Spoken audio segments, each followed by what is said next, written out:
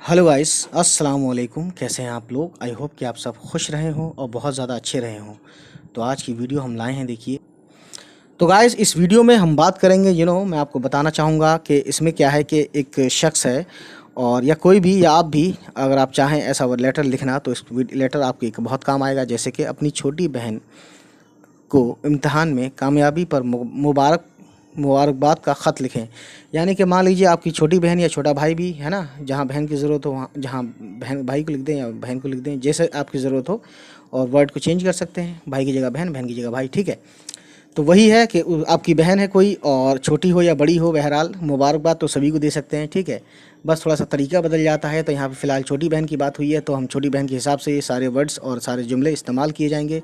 तो मैं आपको बताने का मकसद मेरा यह है फ़िलहाल कि इस लेटर के बाद आप मुबारकबाद देना सीख जाएंगे कि लिखित में कैसे मुबारकबाद देते हैं अपने निजी लेटर में, निजी ख़त में, ज़ाती।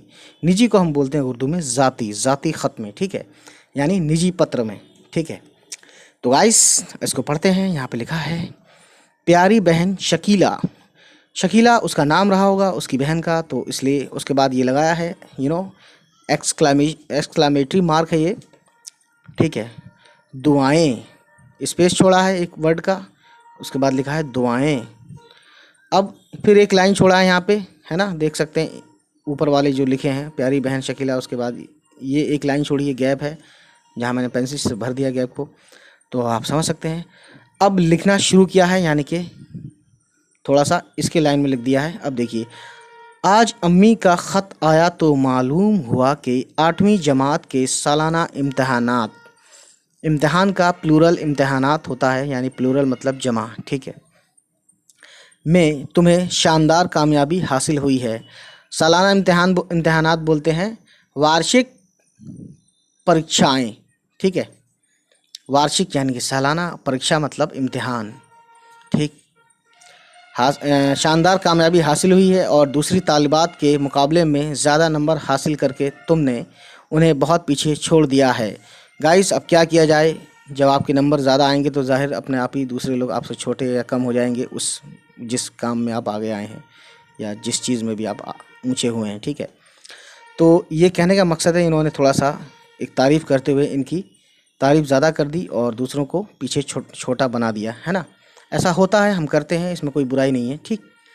ये हम सब के लिए फ़ख्र व मुसर्रत की बात है। फ़ख्र बोलते हैं प्राउड, और मुसर्रत बोलते हैं खुशी की बात है कि तुम लगातार 3 साल से मतवातिर फर्स्ट डिवीज़न और फर्स्ट पोजीशन हासिल कर रही हो।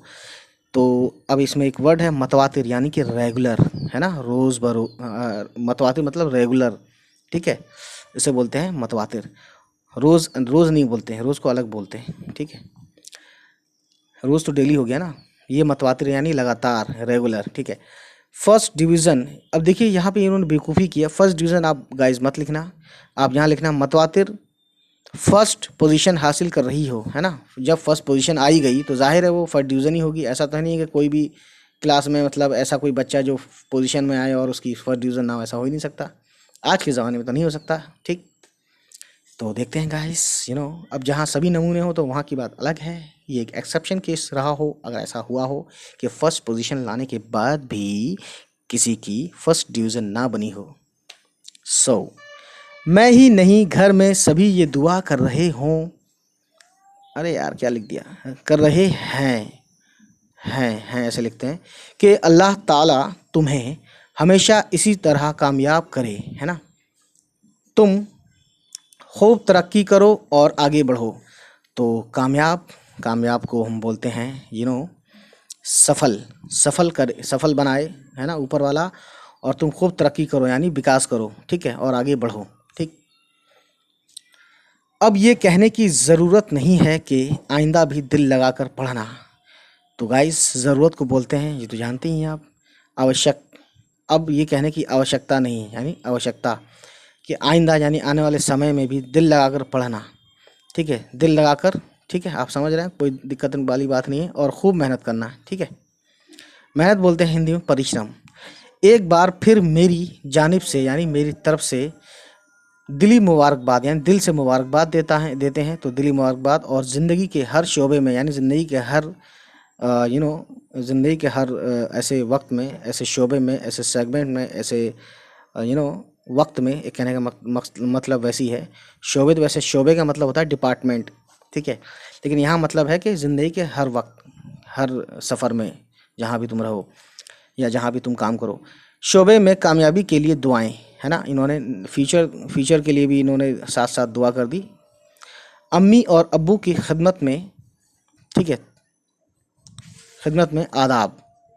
ठीक, अब यहाँ पे इन्होंने बात ख़त्म कर दी, आदाब लिख दिया, और यहाँ पे लिखा है लेफ्ट हैंड साइड में तुम्हारा भाई, एक स्पेस छोड़ा है यहाँ पे देख सकते हैं। उसके बाद इकबाल, आपका नाम कुछ भी हो सकता है, ज़िया हो सकता है, जुनैद हो सकता है, ठीक है, तबस्सुम हो सकता है,